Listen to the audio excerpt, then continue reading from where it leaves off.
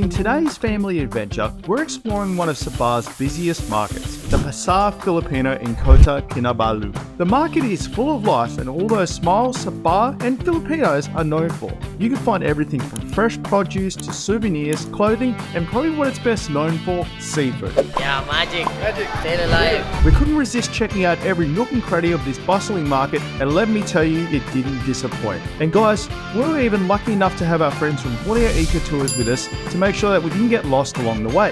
The Filipino Markets is named after its origins as a market set up by the Filipino traders who settled in Sabah many years ago. Today, the market is one of the liveliest in Sabah, serving as a hub for both locals and visitors alike. The market is known for its colourful atmosphere and diverse selection of goods, but the Pasar Filipino isn't just a market, it's a window into the unique Sabahan and Filipino cultures which have blended together here over the years. So our trip started with Larry and Rado from Borneo Eco Tours picking us up from our Airbnb and taking us on a quick detour to Soldiers Hill, which is one of the best views in Kota Kinabalu. Let's go have a look. Hello. Hello. Well, so this building over here, you can see a beautiful view of the mountain and the island, yeah? I learned a lot. They wanted to make a bridge from here across to the island, but the actual water village said no, they didn't want it because they obviously make money in their taxis that go across. There was also a British colony that was on the island in 1881. It actually got burnt down. So yes, and they can't build more than, I think he said 30 stories because of planes and being reclaimed land. So it's quite interesting, Kota Kinabalu. What about the view? Well, we know about the view, like it's spectacular. We watch it from our apartment every day. All right, let's go to the market.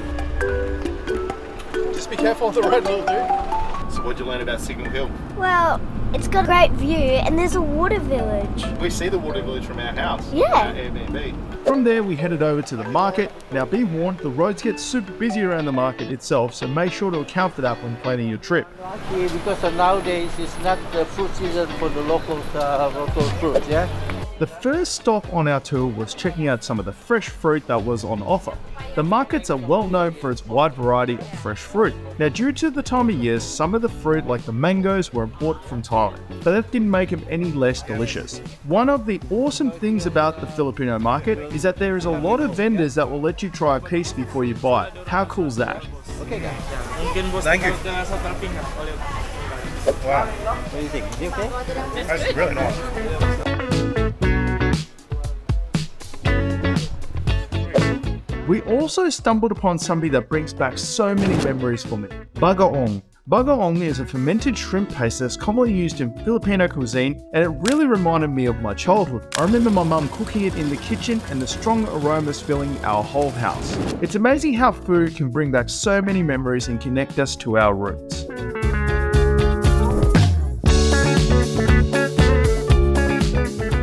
As Larry led us through the market, he was pointing out a lot of unique and interesting things, like this ginger and chili oil, which is very common in Southeast Asian cuisine, and this edible seaweed, which is a common side dish, especially in the Philippines. And Larry pointed out that it's also used in the beauty industry as it has a lot of collagen. Like seaweed. Normally they will export it to Korea to make what you call for the beauty Oh, collagen. the beauty products. Oh, yeah, collagen. Collagen, Yeah.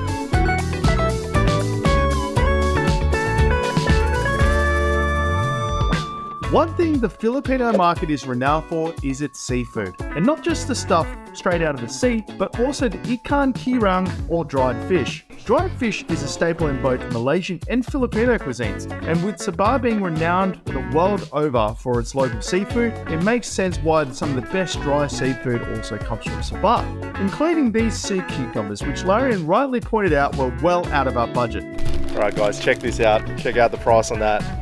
Not my cup of tea, $500 Australian, but sure there's a market for dried sea cucumbers. You know, look, everything gets eaten, right? Sea cucumber. Yeah. No. Now, I wanted to take a moment to thank our friends at Borneo Ecotours for showing us around the Filipino market.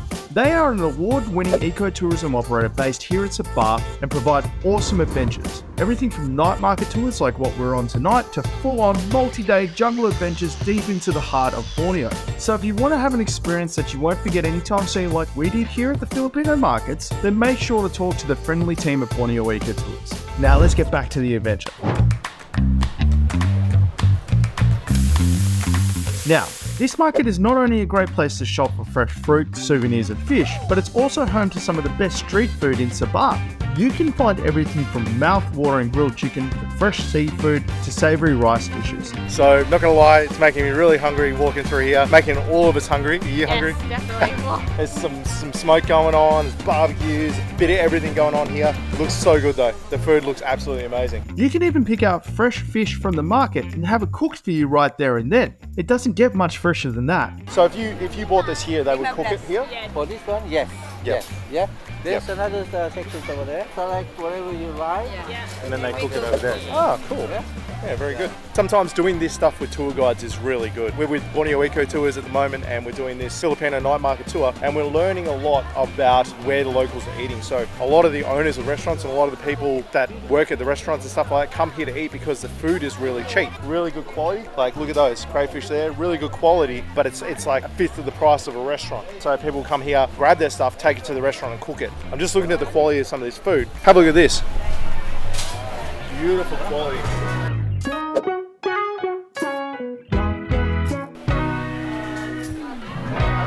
Very fresh lobster. Let's take, You want to take let's, photo? take photos. Come. Magic. Yeah, magic. Magic. Magic. Stay alive. We just got the inside lane. When you're looking at the fish, there's lots of people that are selling the same fish, right? And you want to get something. One of the best ways to go about it is to look at their eyes, the fish, and look at the gills. And if the gills are white, that means it's not very fresh. So you open up, look at the gills. If it's still got color, it means they've just caught it, which is a really good tip if you're going to come down to a place like this and eat.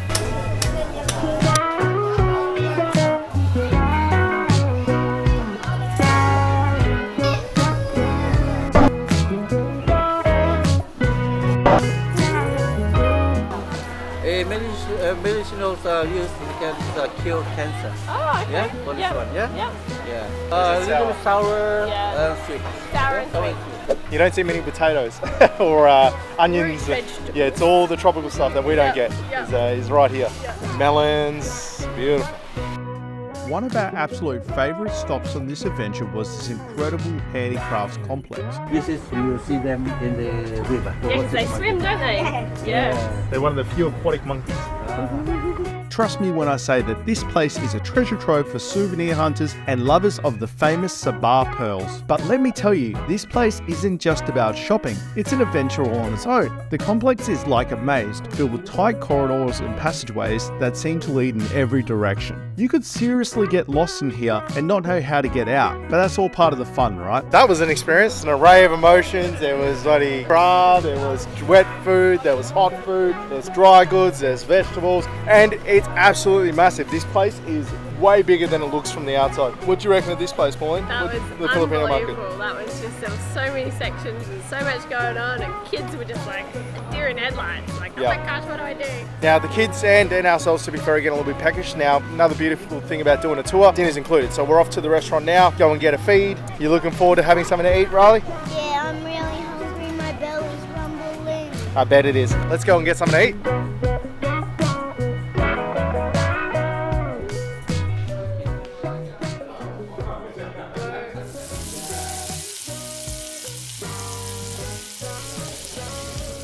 What we got there?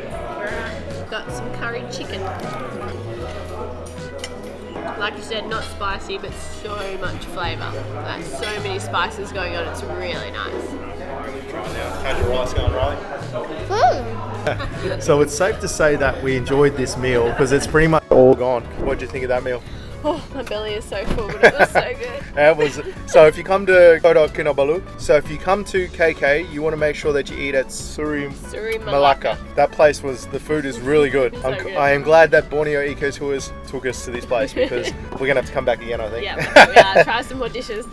So we've seen the markets now, been up to Soldier Hill, had a look around the Filipino markets that are here, had a really awesome dinner, and now we're heading back. Great night, right? Perfect night. What do you think of the tour? I loved it. Yeah, we actually learned a lot about the Filipino markets that you wouldn't learn when you just walk through there. So it was really nice to go with someone that could point out all the different local items, because half the things you look at and you have no idea because it's in a different language or it just doesn't look familiar. So it was really nice just to get all of that information so that we can actually go back by ourselves and then order what we want. And it makes a big difference going with guides too, especially guides that speak good English and understand the culture and everything like that. And that's where Borneo Eco Tours really excels, is because the guides really informative and just a really just a really great night. Good way to kill a Saturday night when you're not exactly sure what to do. I feel like going on this tour made the experience 10 times more fun. Enjoyable. Yes, because when you sometimes walk through the markets by yourself, also you can get very flustered and it can be not an enjoyable